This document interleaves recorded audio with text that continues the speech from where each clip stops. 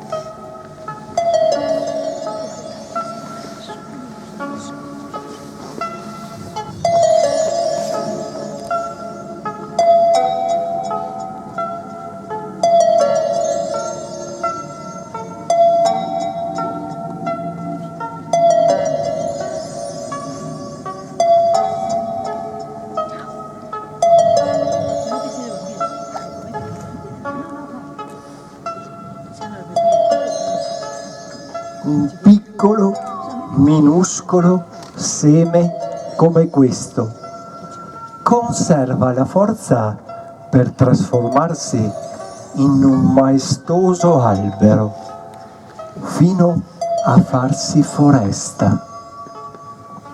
Con l'infinitamente piccolo che sfida l'infinitamente grande. Basta questo per giustificare il titolo dell'8ª edizione del presepio vivente di Villaga, l'albero della vita, l'albero simbolico della tradizione, quello del bene e del male, della cultura e religione, quello stesso della vostra esistenza.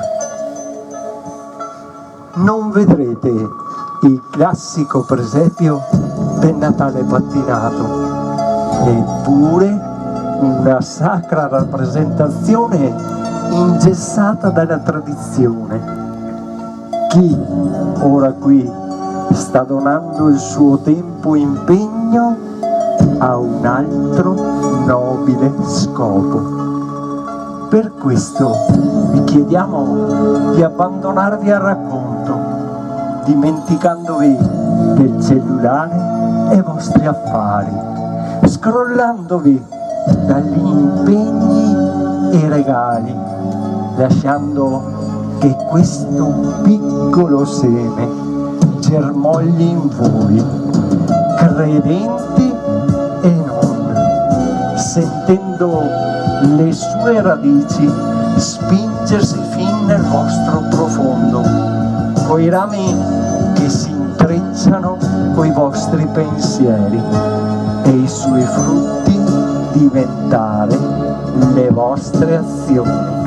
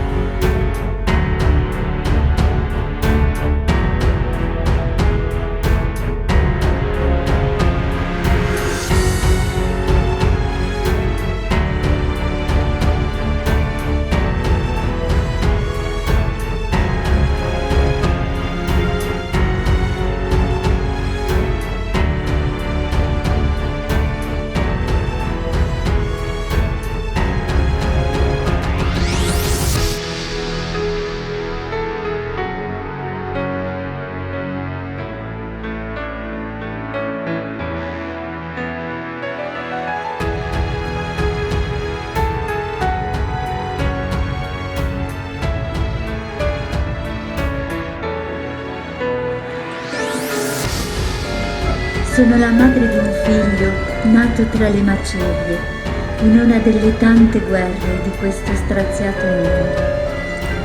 Sono la madre di un bimbo morto sotto le bombe. Doveva essere mio figlio e io sua madre. Siria, Afghanistan, Venezuela, Uganda o Nigeria, in ogni terra insanguinata troverete sempre l'inconsolabile pietà di una madre che piange un figlio, avvolto in un sudario intriso di umana stupidità.